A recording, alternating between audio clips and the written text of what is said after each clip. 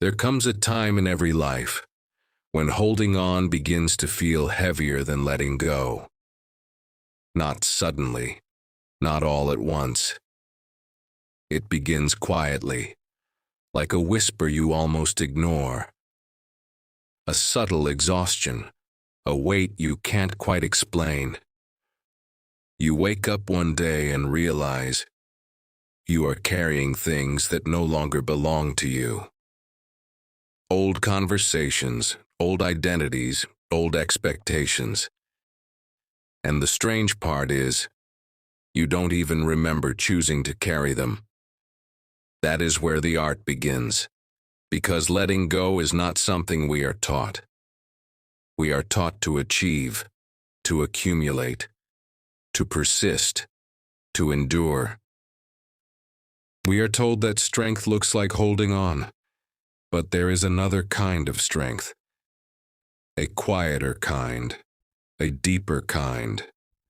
The strength to release. The book. The Art of Letting Go reminds us of something we often forget. That life is not meant to be gripped tightly.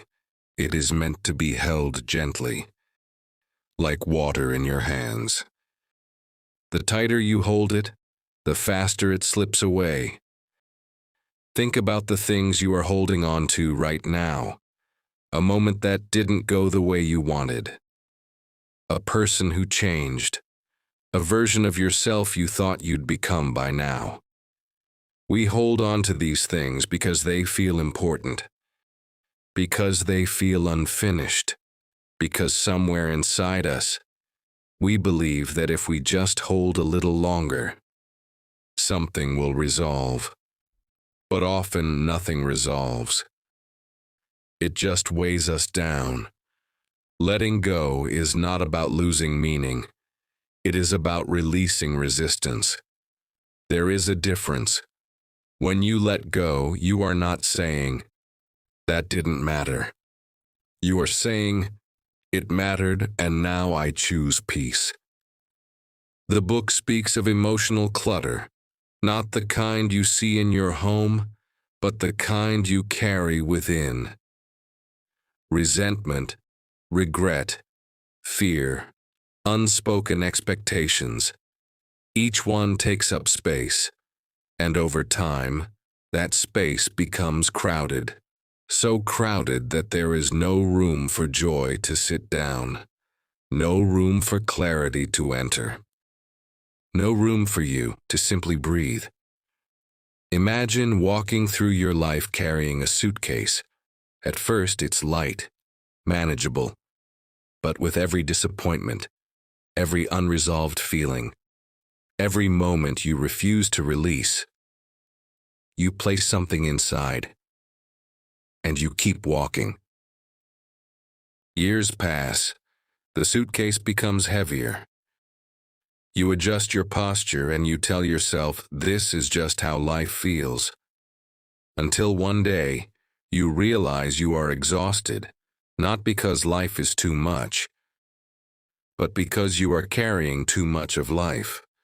The art of letting go begins with awareness, and you stop. You look at what you are carrying, and for the first time you ask yourself, do I still need this? Some things are easy to release. Outdated expectations, old habits, stories you've outgrown, but some things feel impossible. A relationship that shaped you, a dream that defined you, a version of yourself you loved. Letting go of these feels like letting go of a part of your identity. And in a way, it is. But here is the truth the book gently reveals. You are not losing yourself. You are making space to meet a new version of yourself. Letting go is not an ending. It is a transition. Like the moment between exhale and inhale. Empty, but full of possibility. Nature understands this better than we do. Trees do not cling to their leaves in autumn. They do not negotiate with the wind. They do not resist the change of season. They release. And in that release, they prepare for renewal. We, however, resist. We replay conversations. We revisit memories. We hold on to what was, as if doing so will bring it back.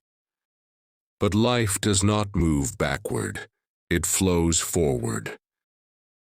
And when we refuse to let go, we stand still in a moving world. The book speaks about attachment, not as something wrong, but as something human. We attach to what we love. We attach to what we fear. We attach to what we believe defines us. But attachment becomes suffering. When we believe something must stay exactly as it is, because nothing does. Everything changes. Always. Letting go is learning to flow with that change, instead of fighting it. There is a quiet freedom in accepting that not everything is meant to last. Some people are chapters, not entire stories. Some moments are lessons, not destinations.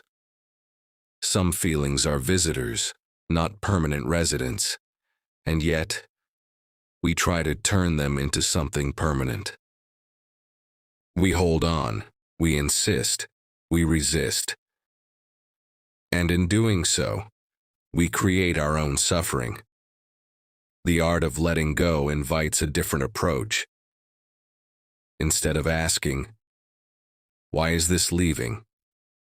you begin to ask, "What is this teaching me?" That shift changes everything, because now, even loss has meaning. Even endings have purpose. Letting go is also deeply connected to forgiveness. Not just forgiving others, but forgiving yourself. For the things you didn't know, for the choices you made, for the times you stayed too long or left too soon. We carry guilt like a badge of responsibility. We tell ourselves, if I let this go, it means I didn't care. But that is not true. You can care deeply and still choose to release. Forgiveness is not about erasing the past. It is about freeing yourself from being controlled by it. And then there is control, one of the hardest things to let go of. The need to control outcomes, the need to control people, the need to control how life unfolds. We plan, we predict, we try to secure certainty. But life is not designed to be controlled. It is designed to be experienced. The more tightly you try to control life, the more tension you create. The more you let go, the more ease you discover. Letting go of control does not mean doing nothing. It means doing your part and releasing the outcome. It means trusting that not everything needs to be forced. There is a profound peace in saying, I have done what I can, and now I release the rest. The book reminds us that letting go is not a one-time act. It is a practice. Daily, moment by moment, you notice yourself holding on, and you gently release. Again, and again, and again. Some days it feels easy. Other days, yes, it feels impossible. And that's okay, because letting go is not about perfection. It is about intention. Over time, something begins to shift. You become lighter, not because life has fewer challenges, but because you are no longer carrying unnecessary weight. You begin to respond, instead of react. You begin to accept instead of resist. You begin to trust instead of fear. And slowly, your relationship with life changes. You stop trying to hold on to moments and start fully experiencing them.